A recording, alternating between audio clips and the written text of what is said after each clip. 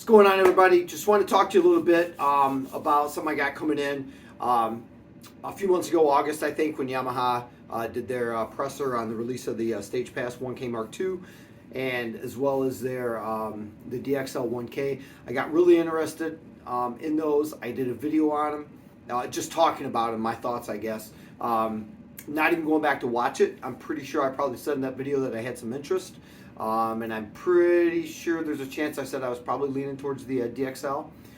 So, anyways, with that being said, I know these have been out in the stores for a couple of months now, and I haven't seen a whole bunch of video reviews on them, so I'm sure I'm going to do something on this.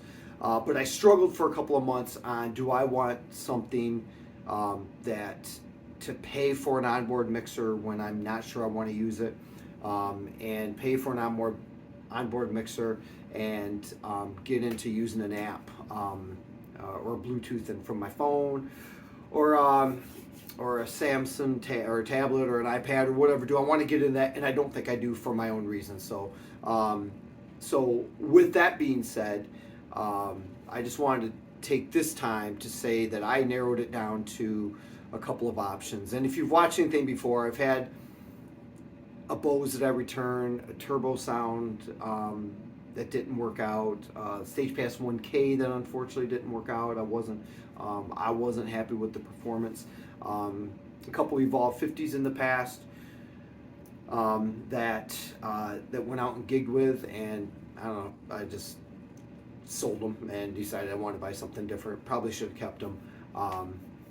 And there's a couple more columns in there, but anyways, I'm good with our 2A point source boxes. Got DXR 12 Mark IIs right now, and a couple of DBR 10s to cover bigger events, smaller events. But I just wanted to talk for a couple minutes because I'm sure I'll do a video on my thoughts on it and what I'm really thinking of it. But I narrowed everything down to column-wise, going back to a couple of, or at least one, just one RCF J8, Evox J8. Which I had a couple briefly before I bought them open box. They came in. One unfortunately wasn't working, and the other one was cracked up, which was fine. But I just returned both of them. I'm sure I would have kept them had the one been working, but unfortunately one showed up not working. So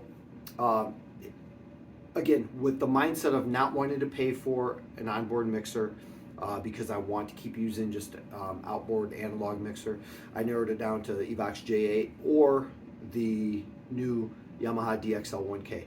I'll be honest with you, I'm really interested in the DXL, and I struggled with the decision for a while, and I decided that's just where my gut led me. So that's what I'm going with, and that's why I didn't want the onboard mixer. Just a quick thing too, you know, sometimes solos, duos, trios, sometimes you get stuffed in the corners, right? And that's fine. You may just have to take a quick step or two to adjust something on the mixer, such as the stagepas series, if you're not going to use the app that you can use for that. But there's a lot of things we do too, if there's a small stage or just an outdoor event or something where we're expected to cover a larger area. These things are pushed out to the side. Again, if I didn't say I don't want to deal with Bluetooth apps and stuff like that, and again, that's just me and my decision. And I also don't want to have to walk over to something and menu dive when if I was running just an outdoor mixer, I just turn around and make my adjustments. Granted, most of the stuff we do is, different than a 5-piece band, right? A lot of it's set it and forget it, make sure you're good out in the room, and maybe adjust if you get, 50 more people in than you started with during the night. But anyways, that's where I'm at with it. Enough of that. Everybody's got their own decisions. Like I always say, you guys do what's best for you, not what's best for me. And I think right now, I just want to go with that. I'm really intrigued by, because even in Yamaha's literature too, I'm pretty sure they identify that as just a powered speaker, and not a personal or a PA system such as the stagepas. And I like that aspect of it as well. Yeah, it's a column speaker, and it's just, obviously you guys have checked it out probably, I'm sure.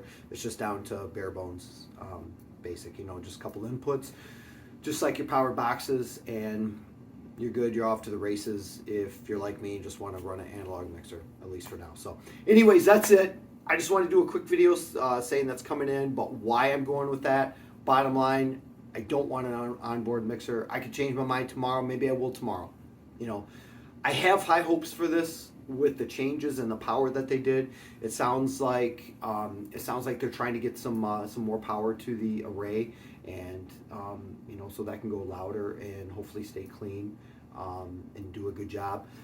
I remember when I had mine before. I think that's where it felt short for my use and what I foreseen using it for, you know, unfortunately.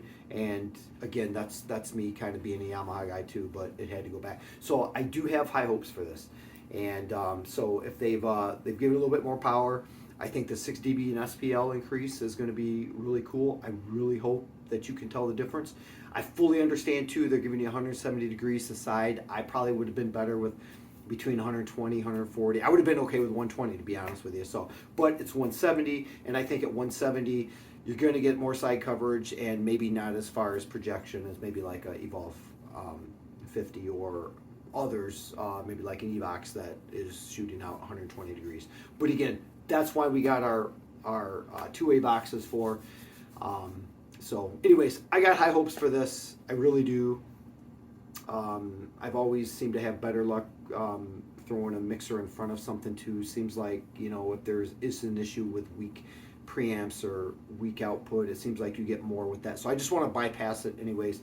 I know what we got, I know what we like, and if I can get, I know there should be, based on my experience with the other one, there should be plenty of low end in this, more than we would need anyways, but there should be plenty of low end. I just really hope that the mid and upper mid and high frequencies, I really hope that they are I hope there's tons of power on tap compared to the other one. So anyways, that's my hopes, and if not, I hate doing it, but that's why companies have return policies, right? So if not, it's going to have to go back, and it doesn't mean that it's bad. It just means that it's not going to meet what I wanted it to do and what I foresee using it for. So anyways, high hopes. That's it. That's the reason why.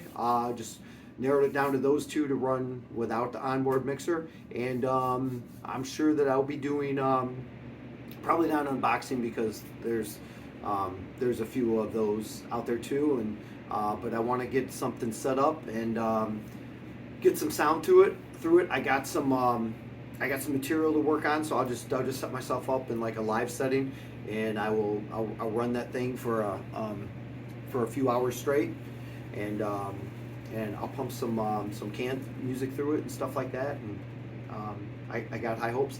Hopefully it gets warmer again outside. Maybe I can get outside and do some testing too, because that's what I did with the original version, stagepas 1K in 2019 when I got that. So anyways, that's it. When I get something done on it, I think it's supposed to be here tomorrow. I can't wait once I get something halfway decent, or at least able to form an opinion on it initially. I'll get something out there. So you guys be good, do good shows, do what's best for you guys always, and God bless you.